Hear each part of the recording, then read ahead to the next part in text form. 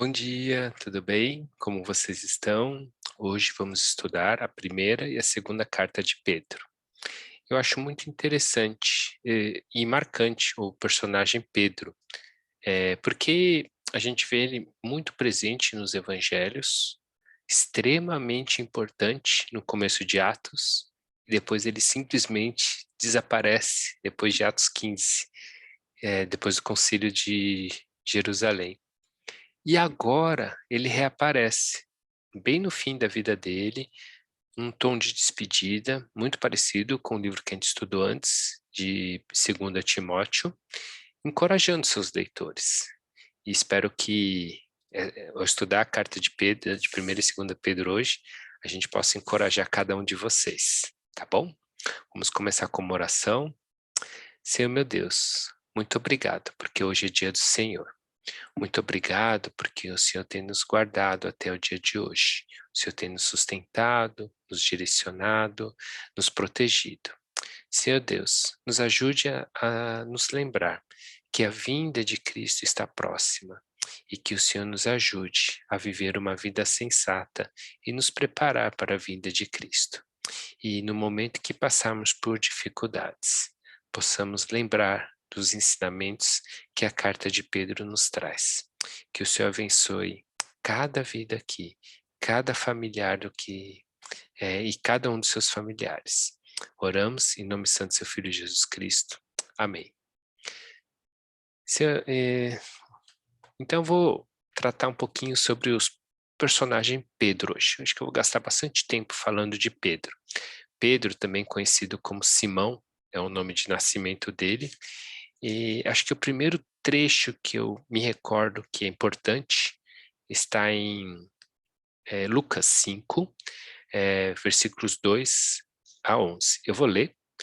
Vocês quiserem acompanhar, podem abrir a Bíblia de vocês. Hoje, excepcionalmente, eu vou não ler a NVI, que eu gosto bastante, mas eu vou usar a Almeida Revisada. Eu achei ele mais fácil para entender e os textos talvez me fizeram mais sentido nessa versão. Então, Lucas 5, versículo 2 diz assim: E viu 2 barcos, Jesus, né, viu 2 barcos junto à praia do lago, mas os pescadores, havendo desembarcado, lavavam as redes. Entrando em um dos barcos, que era o de Simão, pediu-lhe que lhe afastasse um pouco da praia e, assentando-se, ensinava do barco as multidões. Quando acabou de falar, disse a Simão: Faze-te a largo e lançai as vossas redes para pescar. Respondeu-lhe Simão: Mestre, havendo trabalhado toda a noite, nada apanhamos, mas sob a tua palavra lançarei as redes. E fazendo isso, apanharam grande quantidade de peixes, e rompiam-se-lhe as redes. Então fizeram sinais aos companheiros de outro barco, para que lhe fossem ajudá-los. E foram, encheram ambos barcos, a ponto de quase irem a pique. Vendo isso, Simão Pedro prostrou-se aos pés de Jesus, dizendo: Senhor, retira-te de mim, pois sou pecador. Pois à vista da pesca que fizeram, a admiração se apoderou deles e de todos seus companheiros, bem como de Tiago e João, filhos de Zebedeu, que eram seus sócios. Disse Jesus a Simão: Não temas, doravante serás pescador de homens. E arrastando ele os barcos para a praia, deixando tudo, o seguiram. Essa foi talvez a primeira aparição de Pedro nos evangelhos, né? Eu gostei de Lucas porque Lucas é bem detalhista, né, na descrição, e eu gosto muito porque fala muito que Pedro pensa, né? Aliás, Pedro pensa pouco, Pedro faz, né? Então, Jesus falou: Posso pregar aqui? Pode. Ah, sobe aí. Subiu, pôs lá, tal, tá fazendo. Aí depois, Pedro, lança a rede. Ah, Jesus, não vou lançar, porque pescamos a noite inteira. Você é um carpinteiro, eu sou um pescador. Eu sei quando que eu pego um peixe. Aí ele fala assim, mas vou lançar porque eu vi que o Senhor tem poder, a sua palavra tem poder. O Senhor mandou, vou lançar. E aí ele se admirou. né? E quando ele se admira, Jesus ele fala, ele primeiro reconhece que ele é pecador, né? Eu acho que esse é um primeiro ponto que eu acho muito importante. O Pedro, ele tem o respeito e ele sabe exatamente quem é Cristo e ele sabe exatamente quem ele é. Então ele sabe que o pecador e a santidade de Cristo não combina e ele fala como se ele fosse ser destruído, fulminado. E segundo ponto que eu acho bonito é essa questão que agora Jesus comissiona, no primeiro encontro com o Pedro, que ele vai ser o pescador de homens. Pedro, que é conhecido com o nome de nascimento, Simão, vai ter seu nome mudado para Pedro, ou Cefas, né, que quer dizer pedra. Esses são textos assim que eu gosto bastante porque me remete muito ao ministério infantil, minha infância, né? E o segundo texto que eu separei para vocês é esse que o da traição, né? Ou seja, quando Pedro nega Jesus. Está em Lucas 22, 61 a 62. Diz assim: Então, voltando o Senhor, fixou os olhos em Pedro, e Pedro se lembrou da palavra do Senhor, como lhe dissera: Hoje, 3 vezes me negarás antes de cantar o galo. Então Pedro saiu dali e chorou amargamente. Lembrando que Pedro chegou nessa situação porque quando Jesus falou, olha, todos vocês vão me abandonar, eu vou ser preso, o Pedro, ele na sua vontade de fazer, de ser, ele falou, Jesus, mesmo que eu morra, eu não vou te abandonar. Os outros vão te abandonar, mas pode deixar, eu não vou te abandonar. E aí acontece essa situação que todos conhecem, né? E provavelmente eu imagino que se fosse comigo, fosse com qualquer um de vocês, a história de Pedro na Bíblia terminaria, né? Eu acho que de negar Jesus 3 vezes, é muito difícil, né? Ser perdoado, sentir-se perdoado por Deus. Mas Pedro foi restaurado, e a gente vê isso em João. E esse texto de João eu trabalhei uma vez com vocês, quando a gente estudou o livro de João, acho bem legal assim, e é legal porque ele vai falar sobre João, sobre Pedro, né? Onde Pedro vai parar. Então, João 21, eu vou ler do 17 em diante, não do 18. Pela terceira vez, Jesus lhe perguntou: Simão, filho de João, tu me amas? Pedro entristeceu-se por ele lhe ter dito pela terceira vez: Tu me amas? E ele respondeu: Senhor, tu sabes todas as coisas. Tu sabes que eu te amo. Jesus lhe disse: Apacenta as minhas ovelhas. Em verdade te digo que, quando eras mais moço, tu te cingias a ti mesmo e andavas por onde querias. Quando, porém, fores velho, estenderás as mãos, e outro te cingirá e te levará para onde não queres.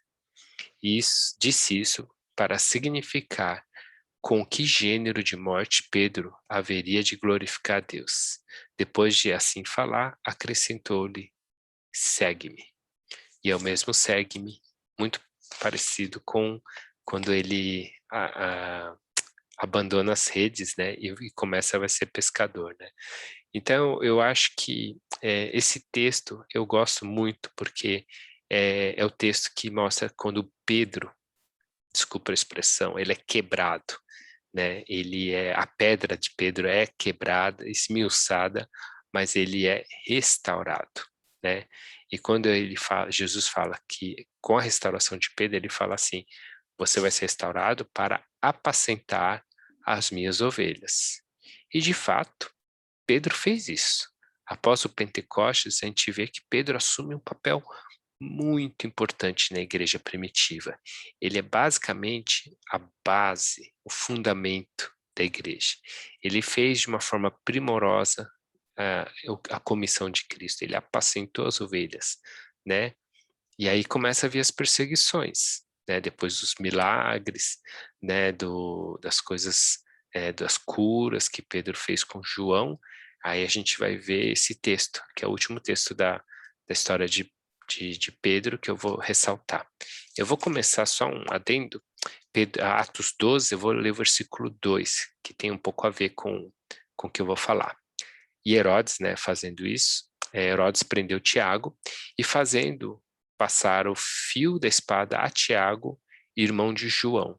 Ou seja, é um dos poucos textos que a gente tem, acho que na Bíblia, poucos relatos de como os apóstolos morreram, né? E Tiago foi talvez um dos primeiros que morreu, né? E aí depois continua no 7, né? A perseguição começou. Eis, porém, que sobreveio um anjo do Senhor, e uma luz iluminou a prisão. E tocava ele ao lado de Pedro, e o despertou, dizendo: Levanta-te depressa. Então as cadeias caíram de suas mãos.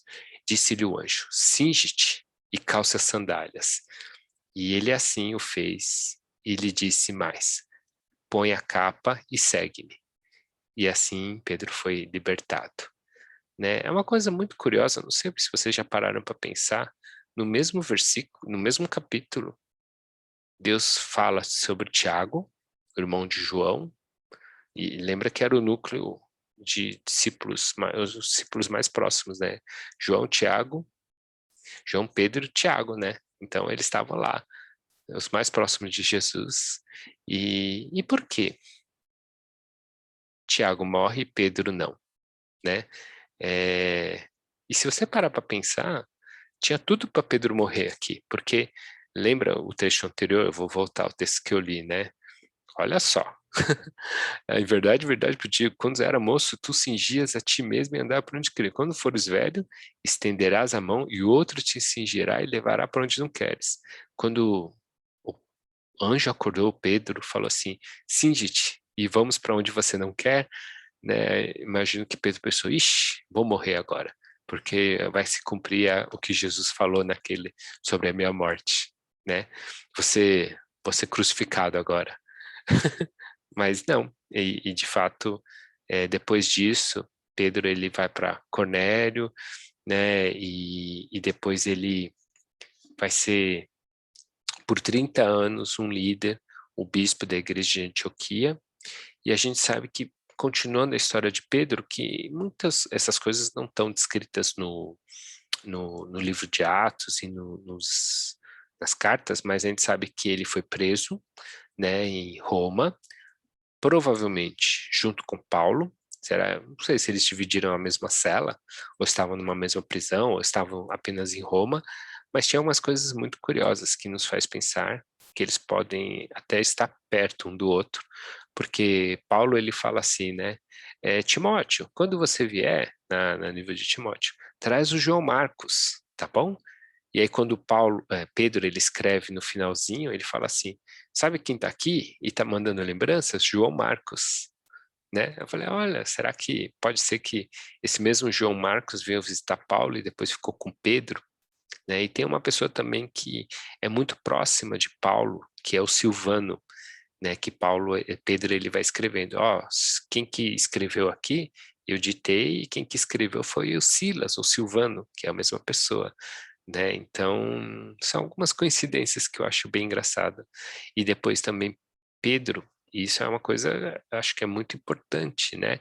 Pedro, ele cita as cartas de Paulo e ele fala assim, essas escrituras, que as cartas de Paulo, ele provavelmente leu essas cartas de Paulo, elas são tão importantes quanto as cartas escritas pelos outros apóstolos, né? Elas são igualmente importantes, essa é a palavra que eu queria falar. Então, é uma relação muito curiosa entre Paulo e Pedro. E se vocês lembrarem, não teve muitas citações, só teve que, eu lembro basicamente da história lá de Timóteo, que ele fala que Paulo estava bravo com Pedro, porque ele teve de dar uma repreendida, né? Mas certamente os dois já estavam, não ficou magoado um com o outro. E diz a tradição cristã, a gente não tem nada relatado, estão nos livros apócrifos e muito do que foram relatados pelos primeiros papas, né, no início da igreja, eles dizem a tradição que Paulo e Pedro, eles foram soltos, de Roma, porque talvez eles evangelizaram alguns soldados, eles gostaram e soltaram ele, mas depois eles foram novamente presos e os dois basicamente mortos nessa segunda prisão. E tem uma história que fala que Pedro, ele fugiu, né? Enquanto fugia, é uma tradição, tá? Não sei se é verdade. Jesus apareceu a Pedro, e falou assim: não, você não tem que fugir. Você vai voltar para Roma. E Pedro voltou para Roma e diz que Pedro foi preso na época de Nero. E o Pedro, ele foi, na tradição também conta que ele foi crucificado, né? Nero pediu a crucificação dele, mas Pedro não queria morrer da mesma forma que Jesus foi, ele não se sentia digno, e é bem a cara de Pedro, né, se a gente lembrar do primeiro texto, né, da pesca, e ele, por não querer ser crucificado da mesma forma, ele pediu para ser crucificado de cabeça para baixo. Isso é a tradição, né, a gente não tem como provar isso nas escrituras, não está escrito. Eis então a vida de Pedro, né? E eu acho que quando a gente tem essa ideia do contexto histórico, né, que da época que foi escrito, de tudo que aconteceu, quando a gente vai ler o livro as cartas de Pedro, elas nos trazem um pouco mais de sentido, né? Porque quando foi escrito.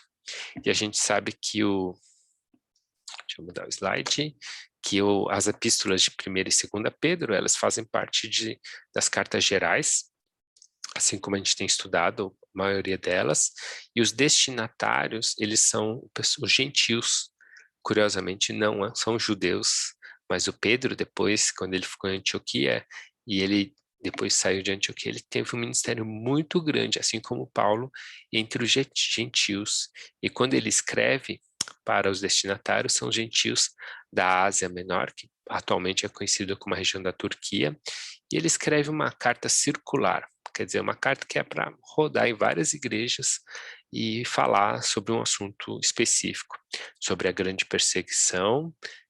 Tem um tom, as cartas, de reanimar as pessoas, o sofrimento que eles estão passando pela hostilidade, tanto dos romanos e também dos gregos, falando, olha, eu sei que vocês estão vivendo a vida cristã e não é fácil, e eles estão querendo te atrapalhar porque eles te perseguem, vocês querem viver certinho, mas eles acham que vocês estão fazendo uma bobagem e até prejudicam vocês e os seus negócios. Mais ou menos esse é o tom da carta de Pedro. Então, é um livro para ser lido basicamente quando você está com uma dificuldade, sofrendo perseguição, e ele te traz lições muito preciosas. A primeira lição, talvez, que a gente pode... desculpa. E a cartas de Pedro, elas foram escritas nessa época de 63 e 66, muito parecido com Timóteo, com Paulo escreveu para Timóteo, né? Pelo menos é o que eu me recordo, né, da última aula. Mas assim, o que você pode fazer quando você tem uma dificuldade muito grande? Quais são os principais tópicos, né, que a gente lembra? Pedro, ele faz na sua carta um jogo de palavras, né? Ele lembra muito uma pessoa que está escrevendo para os judeus, porque ele usa palavras do tipo raça, sacerdócio, nação, povo de Deus, Sião. Sião é muitos salmos, né? Ele fala de Jerusalém. Mas aí, de repente, ele joga assim, mas vocês gentios, né? Então, esse jogo de palavras, Pedro, ele faz isso a carta inteira. E são palavras que a gente pensaria em encontrar em Isaías, Salmos, Mateus, Evangelho de Mateus, livro de Tiago, né? Então, ideias e conceitos como justiça de Deus aparecem. Por quê? Pedro, ele faz de propósito, ele fala que, gentios, vocês são como vocês são dessa família, da família que a gente está falando, que é a família de Cristo, que faz parte do povo de Deus, do povo eleito, né, que é o novo Israel, que é feito por Cristo. Então, se vocês fazem parte dessa promessa, então isso é uma coisa que eu tenho para vocês. É mais ou menos o que Pedro fala, né? Então, ele fala assim, lembra de mim, Pedro? É o Pedro falando, né? Lembra que eu não chamava Pedro? eu chamava Simão, né, como eu falei no começo da história, mas depois de conhecer a Cristo, eu mudei de nome, ou talvez mudei de sobrenome. Agora eu faço parte de uma nova família, da família de Cristo. Agora eu sou Pedro, eu sou a pedra, sou Cefas, né? E quando a gente herda um novo RG, a gente herda tudo aquilo que está relacionado ao nome, né? Simão, eu não lembro o que quer dizer Simão, mas Pedro quer dizer pedra. Então, assim que Pedro começa a chamar de Simão, ele ganha esse nome novo que é essa função de ser a pedra da igreja, o fundamento da igreja. Então, quer dizer, quando a gente ganha um novo RG, a gente tem uma nova, é, a gente tem uma nova esperança.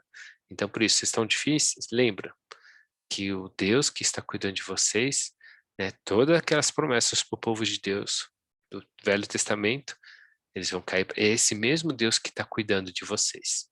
Então, nós podemos confiar no nosso Senhor. Como está escrito, né, em 1 Pedro 1:7. É mais ou menos o tom da carta.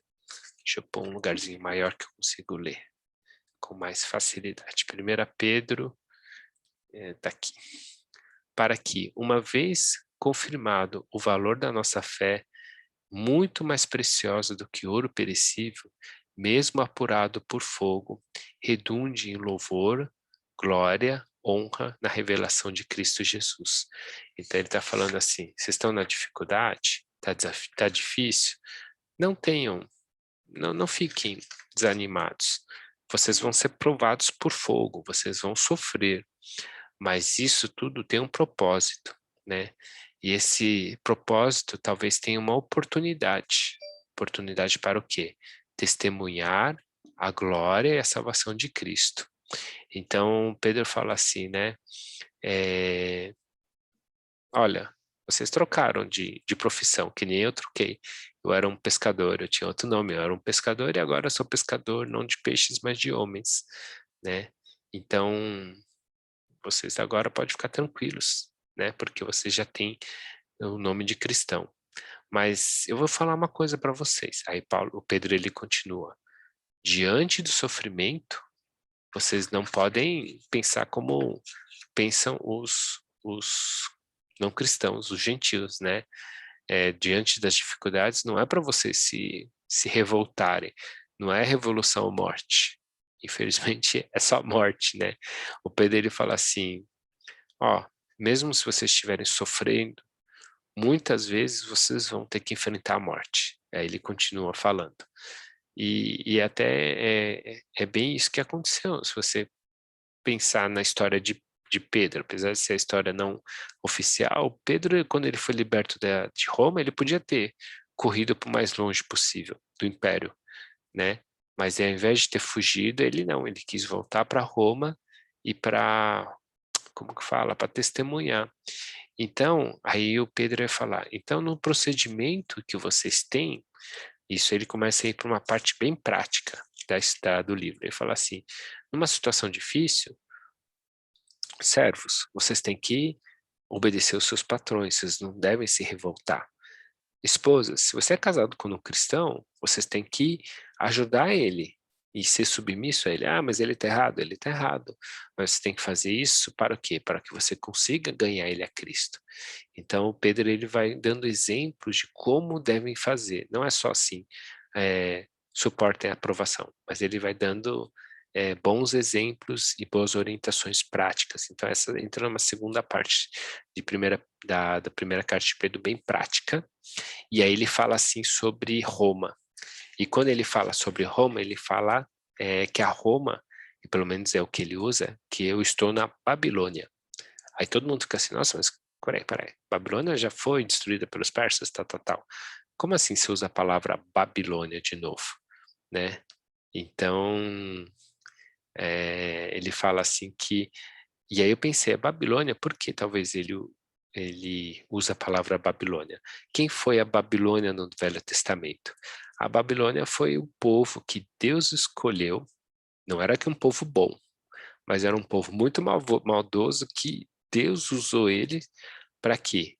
Para que purificasse o seu próprio povo da idolatria, né? Então, mas não que a Babilônia fosse boa, inclusive, quando vocês têm referência de Babilônia na Bíblia, né, principalmente no Novo Testamento, a gente sabe que é basicamente o cara do mal, assim, é o povo que se opõe a Deus, né? É, então, mas assim como o povo da Babilônia se opôs na época de Daniel, do cativeiro, eles podiam ter uma esperança. Qual que era a esperança que Deus dava para ele? Que eles iam retornar à Terra Prometida. E assim como fala assim, olha, vocês estão na Babilônia, vocês moram em Roma atualmente, está tudo muito ruim, mas não se preocupe, eu tenho uma esperança para vocês. Cristo irá voltar, né? É o que Pedro conclui basicamente o livro de 1 Pedro, né? Então acho que é bem legal assim. Então tudo volta para a segunda vinda de Cristo.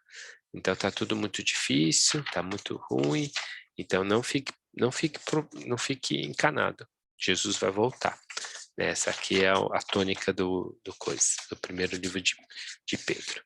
Já o segundo livro, a segunda carta de Pedro, tem um tom mais de despedida mesmo, muito parecido com 2 Timóteo, e Pedro já está muito próximo, provavelmente ele já está preso, ele já está assim, nos dias que ele vai morrer, né? E aí Pedro fala em 2 Pedro 1,14. Deixa eu abrir aqui, 2 Pedro. Opa! 2 Pedro 1,14. 5 a 8. Peraí que eu vou ter que abrir aqui na Bíblia. 2 Pedro.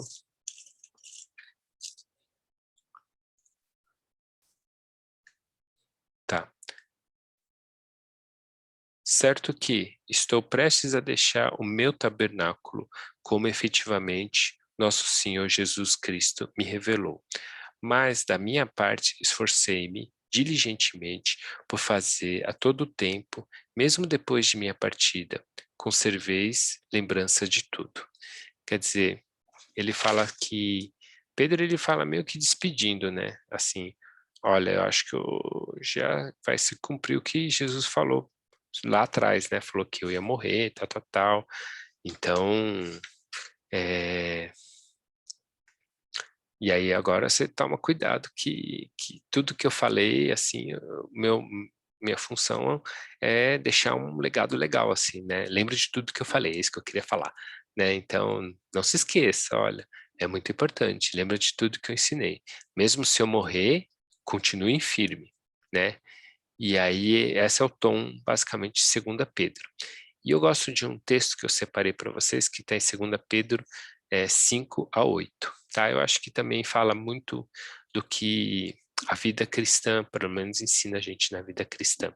2 Pedro 1 a 8 diz assim, por isso mesmo, vós, reunindo toda a nossa diligência, associai com a vossa fé a virtude, com a virtude o conhecimento, com o conhecimento o domínio próprio, com o domínio próprio a perseverança, e com a perseverança a piedade, com a piedade a fraternidade, e a fraternidade o amor. É, ele coloca, né, pontos muito importantes: fé, virtude, conhecimento, domínio próprio, perseverança, piedade, fraternidade, e em volta de tudo isso, mais importante, ele põe o amor. Porque essas coisas existindo em vós e em vós aumentando, fazem com que não sejam nem nativos e nem infrutuosos ou infrutíferos, em pleno conhecimento do nosso Senhor Jesus Cristo. Eu gosto desse texto porque é o conselho máximo que o Pedro nos dá.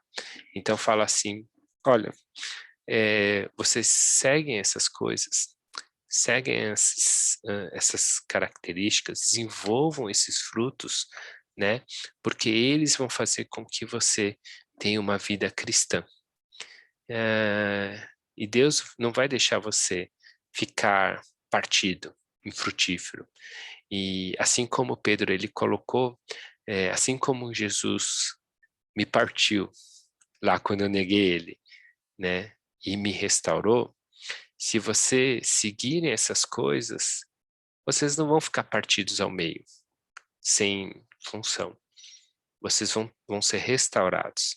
Podem ficar tranquilos, né? E eu acho bem interessante, porque eu acho que é uma tônica muito forte para as nossas vidas, pelo menos para a minha, né? Puxa, talvez eu perdi muitos anos da minha vida infrutífero, né? Aí Deus dá uma chacoalhada na vida da gente e fala assim, não, vamos andar. Aí a gente fala, para onde? Mas vamos andar, vamos embora, não vamos ficar parado, né? E aí eu estava refletindo essas férias, que não teve muitas férias, né? E aí, num discipulado, o pastor Arata pediu para ler um livro, né?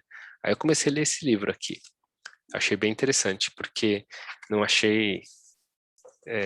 esqueci de olhar o índice antes de comprar. Eu só li o título, né? E aí eu falei assim, nossa, eu achei que ia falar sobre coisas da fé, assim, por que a nossa fé fica superficial, porque a gente não cresce, né? Aí eu achei que ele ia falar sobre pecados, falar sobre preguiça, né? Falar que a gente não cresce na fé porque a gente só toma leite, não, não come carne, mas é engraçado porque o primeiro capítulo que ele fala assim, vocês não crescem devido aos falsos mestres.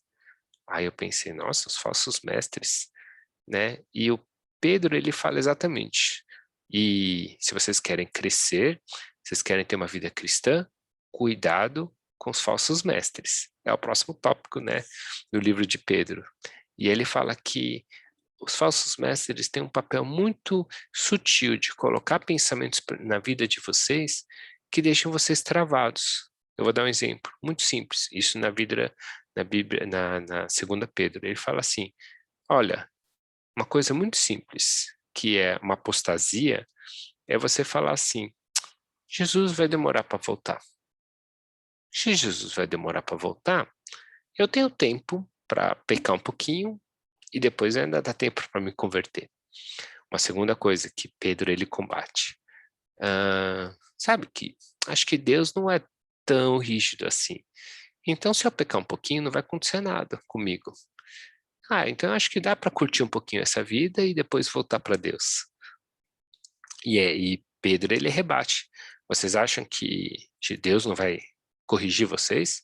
Deus vai corrigir, porque Deus corrigiu os anjos que caíram, né? Os anjos caídos. Deus corrigiu a terra quando eles pecaram e Deus mandou o dilúvio, e Deus corrigiu Sodoma e Gomorra na época de Ló. Então, Deus vai corrigir vocês. Tudo que vocês fizerem vai prestar contas, né? Aí outra coisa que ele falava assim, quer saber? Jesus está demorando muito, então ele não vai voltar. Então, tudo isso que vocês acreditam, vida eterna, tal, tal, tal, será que existe? Né? Outras coisas que Pedro ele coloca assim, e é muito parecido com Paulo, quando ele fala dos falsos mestres. É muito fácil você ver quem são os falsos mestres. Olha os frutos dele.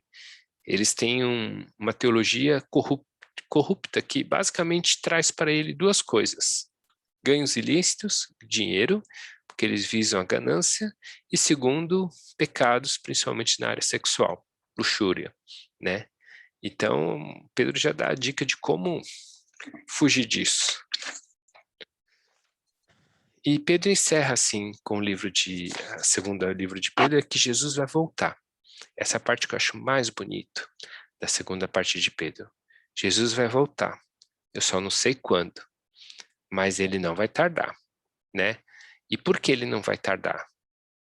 Porque esse texto aqui, porque ele tem um propósito para demorar Jesus voltar. Então ele fala assim, em 2 Pedro 3, 8 a 9. Todavia, uma coisa, amados, não deveis esquecer, que para o Senhor um dia é como 1000 anos, e 1000 anos como um dia. Então a primeira coisa que Pedro fala assim, o tempo de Deus é diferente do seu tempo. Se você achar que Jesus ia voltar logo, às vezes para Deus ainda está no logo, né? Não está no demorado. Não retarda o Senhor a sua promessa, como alguns julgam demorada, Pelo contrário, ele é longânimo para convosco, não querendo que nenhum se pereça, senão todos cheguem ao arrependimento. E, curiosamente, assim como Deus, eu fiquei pensando, por que Deus permitiu que Tiago, irmão de João, morresse? Não gostava de Tiago? Não sabemos. Por que Pedro não morreu com Herodes? A gente não sabe. A gente olhando assim, parece que, né, teve um propósito, mas é um propósito que o ser humano acha, muito longe dos propósitos de Deus, né? E eu acho que isso é bem uma reflexão bem grande que a gente traz, né? A gente não pode julgar o tempo de Deus com nossa ótica, principalmente porque a gente acha que, talvez ache que o mundo devia acabar logo, porque está ruim, mas aí Pedro ele coloca, talvez não acabou, porque ele é paciente, é longânimo, porque talvez ele está esperando que todas as pessoas se salvem, ou todas as pessoas cheguem ao arrependimento. E aí eu não vou falar sobre quem que vai ser salvo, quem não vai ser salvo, quem é predestinado ou não. Mas sabe que essa semana eu estava tendo uma discussão que me deixou pensando bastante, assim. E tem um professor lá da faculdade que deu aula para mim, jovem, com uma filha também jovem, assim, estava na faculdade, que foi diagnosticado, acho que há um ano atrás, com um câncer muito agressivo, câncer de pâncreas, que nem do Steve Jobs, por exemplo. Só que, em geral, as pessoas não vivem tudo isso, né? Eles vivem 6 meses, assim, é um câncer meio ruim. E aí a gente estava entre uma rodinha de amigos lá na Santa Casa, a gente estava discutindo isso, né? Puxa, aquele cara é tão bom, tão gente boa, nunca fez nada de errado, porque atingiu ele com câncer, né? Eu não entendo porque o raio caiu nele, falando isso. Outras coisas que a gente fala assim, né? Puxa, mas por que às vezes uma família tem tanto sofrimento, né? Aí eu falei, por que tanto sofrimento? Ah, você não sabe da história dele? Ele tá com câncer e ele vai morrer daqui a pouco. Só que a esposa dele teve um câncer na cabeça que está muito grave. E aí tratou muitos anos e agora voltou. Eu falei, nossa, não acredito. Aí eles só têm uma filha, né? E essa filha ainda está na. Eu falei, mas essa filha já está formada, já está trabalhando? Ele falou, não, essa filha já está na faculdade de medicina ainda, está no meio do curso, o curso é muito caro. Aí todo mundo já pensou assim, nossa, coitado, e se ele morrer, e se ela morrer, a menina vai ficar sozinha, quem vai pagar o curso, né? E, e é até uma coisa muito bonita que falaram, né? Falou, não, porque pode deixar. A gente ficou sabendo que o grupo de amigos da faculdade dele já falou para ele, se ela não tiver condições de pagar a faculdade, pode deixar. A gente vai se juntar e vai pagar a faculdade da sua filha até ela se formar, né? Se acontecer alguma coisa com você, o pior, vai em paz, que a gente vai dar conta, assim, né? Histórias de pessoas não cristãs, histórias muito bonitas, né? E aí a gente, nessas discussões, né, de que a gente ficou, tem um grupo de amigos meus que gostam muito de filosofar, estão lendo esse livro, né? Não é um livro cristão, tá, pessoal? A Morte é um Dia que Vale a Pena Viver. Um livro que está lendo bastante pessoas, assim. E essa setinha aqui é porque esse Leonardo é meu amigo de turma, né? E aí ele é uma pessoa que escreveu isso, ou pelo menos citou, e está no livro. E eu vou ler para vocês aqui. Um grande amigo, Leonardo Consolin, uma vez me disse que imagina que esse muro é muito alto e comprido. Desculpa, eu vou falar assim, eu vou ler antes. Quando se está perto da morte, nos deparamos com o muro. É um muro muito alto e comprido, como a muralha da China. E eu gostei muito dessa imagem. É com ela que eu me relaciono quando penso a minha morte. Não tem como dar a volta, não tem como escalar. E quando deparamos com esse muro, tomamos a consciência da nossa morte. É a única coisa a fazer é olhar para trás.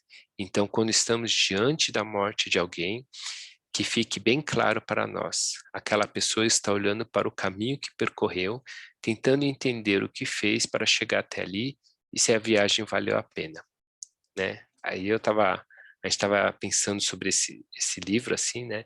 E aí a gente começou a devagar sobre esse professor, se a viagem valeu a pena, tudo que ele fez, e é muito bonito, né? E quando eu li esse texto hoje, do livro de 1 Pedro, ou 2 Pedro principalmente, me chegou muito na memória esse professor, né, que está, assim, talvez no leito de morte, assim, né, no finalzinho. E a reflexão que a gente tem para o não cristão é que tudo acaba ali e se valeu a pena, né, por que chegamos ali e como chegamos até ali. E a pergunta que a gente tem para o cristão, na verdade, a gente não faz essa pergunta de por que chegamos ali no nosso leito de morte. O cristão, ele faz essa pergunta e ele começa a caminhar para lá no dia que ele se converte, porque ele sabe que exatamente que no dia que ele converteu, o rumo, esse rumo que você vai chegar num muro muito grande e não vai passar dele, não é real. Mas é que depois, com certeza, isso você vai encarar a morte e com certeza você já vai estar com Cristo Jesus depois da sua morte, né? Então, se você tem essa certeza, é o que o Pedro fala, se você tem essa certeza, então você não precisa, todo esse caminhar assim, você não precisa reavaliar, né? Se você está fazendo certinho ou porque você chegou ali, se valeu a pena. Porque todo o nosso caminhar cristão, ele converge para glorificar a Deus. E pensando nesse último trecho que eu li, ele se converte para um único propósito aqui na Terra, a gente evangelizar as outras pessoas. Então a pergunta para terminar essa aula é: como você tem vivido? Será que você está preparado para a volta de Cristo? Eu acho que eu brinquei na aula anterior, né? Será que você consegue falar todo dia para Jesus, Maranata, venha o Senhor Jesus? Ou a gente quer viver de um jeito e fala assim, Jesus pode vir, mas no dia que eu estiver bem velhinho no leito de morte, né? Essa é uma pergunta, né? E se você, como você tem vivido de uma forma frutífera ou você tem vivido de uma forma infrutífera? É uma boa pergunta que você deve fazer para você mesmo, né? Será que quando você encontrar Cristo, e vai ser como um estalar de dedos, num piscar de olhos, ele vai te perguntar: você foi um servo bom e fiel? Você pegou seus talentos e dons e multiplicou? Ou você foi um servo que enterrou os seus talentos e devolveu do mesmo jeito, né? Se lembre que você tem uma nova identidade, né? A sua identidade não é de Simão. Você vai ser como Pedro, né? Porque Jesus transformou sua vida. Então, e uma última pergunta é, sempre quando a coisa está difícil, os sofrimentos estão pegando, você já está desanimado com essa pandemia, né? Não esqueça que você tem essa nova identidade, mas aproveite para refletir se você está andando na direção certa, porque isso é um bom lembrete, né? As dificuldades são um bom lembrete para lembrar se você está caminhando para a direção certa. Então, essa era o que eu queria compartilhar com vocês. Espero que vocês tenham aproveitado e Deus abençoe cada um de vocês, tá bom? Se vocês tiverem qualquer dúvida, fico à disposição de cada um de vocês. Eu vou terminar com uma oração. Senhor Deus, muito obrigado, porque o Senhor tem nos sustentado em meio às dificuldades, em meio às provações, às tentações, e que o Senhor nos ajude a ter um caminhar cristão que é digno e que em tudo que fizemos possamos transmitir o seu bom evangelho, as suas boas novas para as pessoas ao nosso redor. A gente pede que o Senhor abençoe a vida de cada um, que o Senhor possa guardar essa semana que vai começar. E assim oramos e agradecemos. Em nome santo do seu Filho Jesus. Amém. Até mais, pessoal. Fiquem com Deus e tenham uma boa semana. Tchau, tchau.